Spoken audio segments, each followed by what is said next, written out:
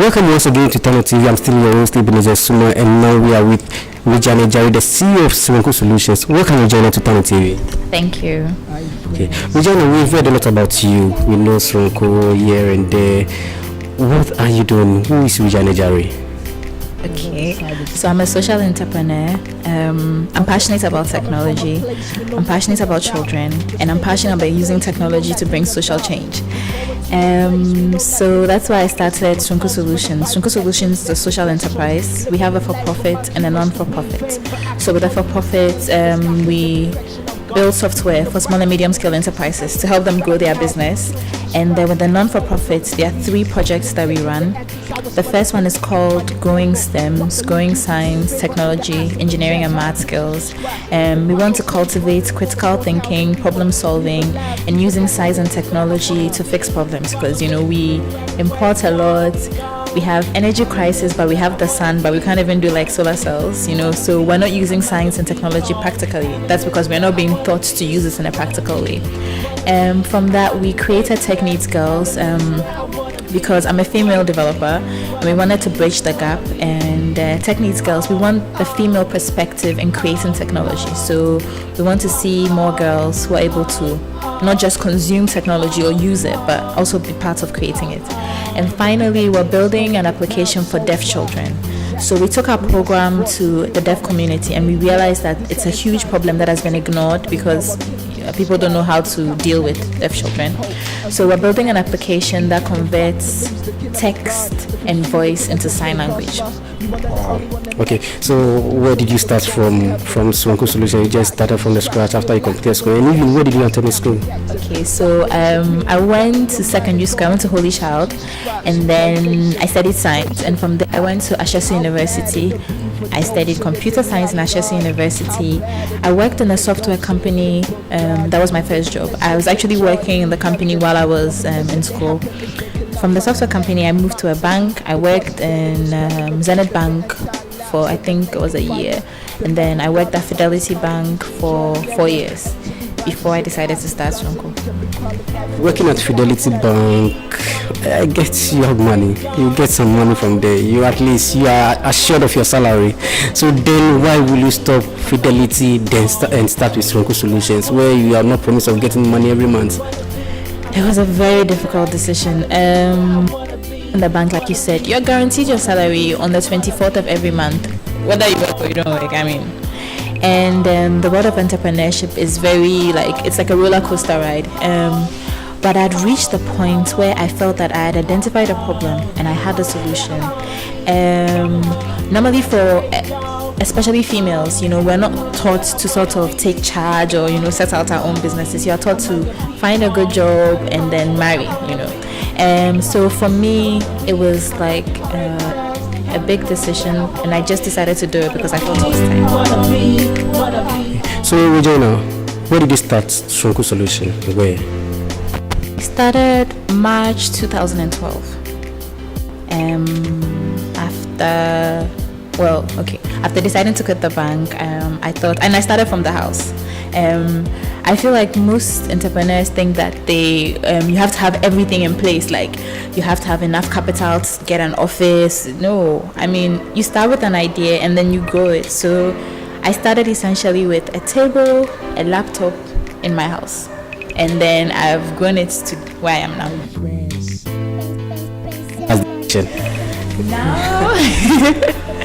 Now, okay, let me start like this. So my first client was actually the bank. So that was another very important lesson. You must keep your relationships that you build within your network. Now from working in my house, I now work at iSpace. iSpace is a co-working space in Osu. I'm planning to employ like 3 more people. There are 2 of us, 2 more people that I work with, and I'm planning to expand the team. Our projects, we have expanded the number. So for Tech Needs Girls, we have 252 girls in our classes. For Growing STEMs, we have worked with 300 children, boys and girls.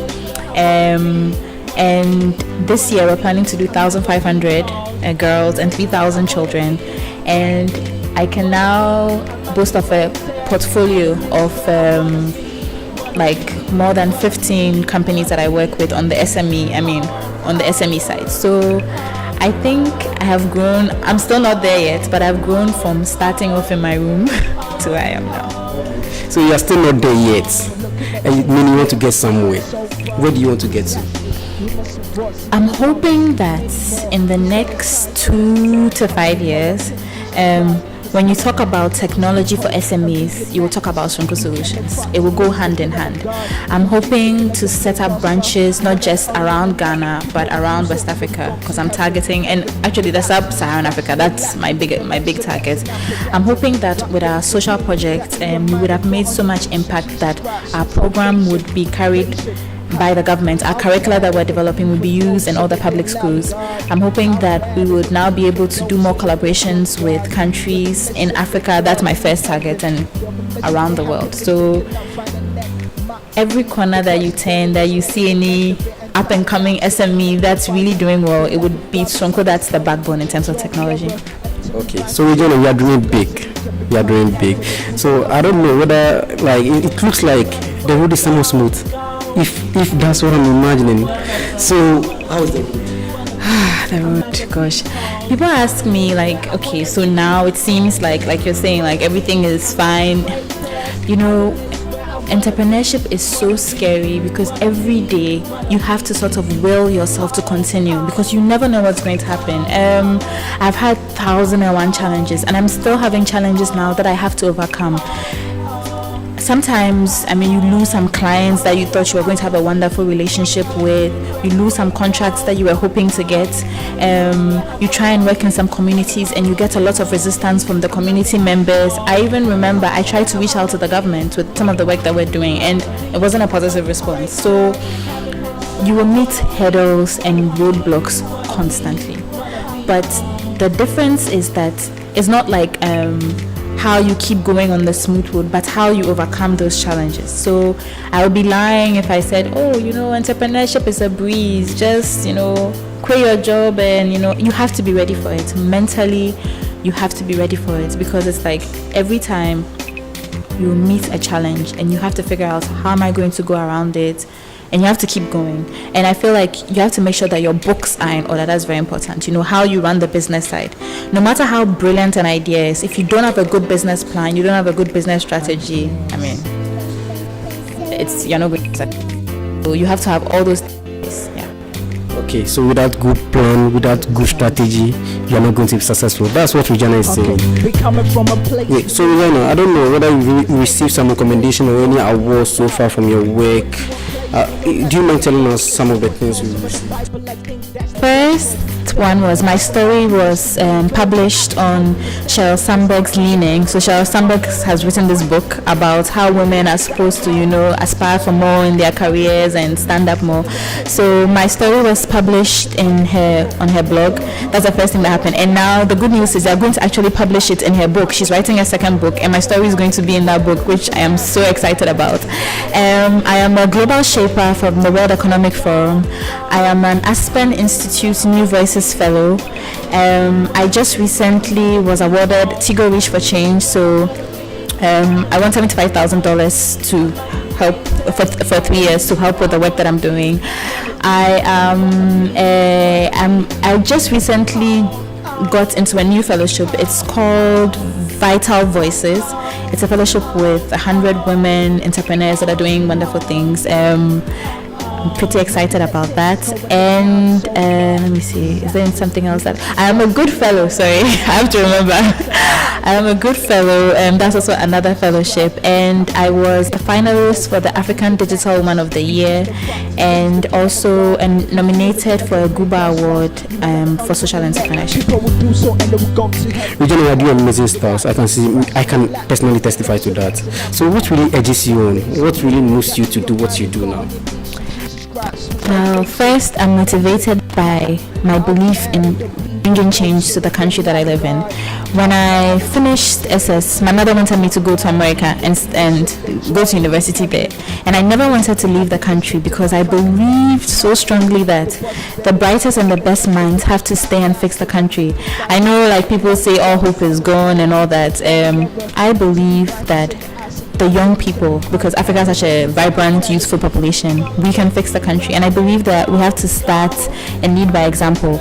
I know that what I'm doing, I have a very big ambition, and I'm hoping that I can inspire other people to sort of join in, because I don't think I can do it by myself, and I'm not planning to, but I'm hoping that what I'm doing can inspire others to join. I'm hoping that the young people can start to think about, what can we do to fix our country, because there have been people that have gone ahead of us and made sacrifices for us to live the way we live. There have been wonderful, exceptional women that have done so many things to allow me to be a woman and start my own company and do all sorts of things.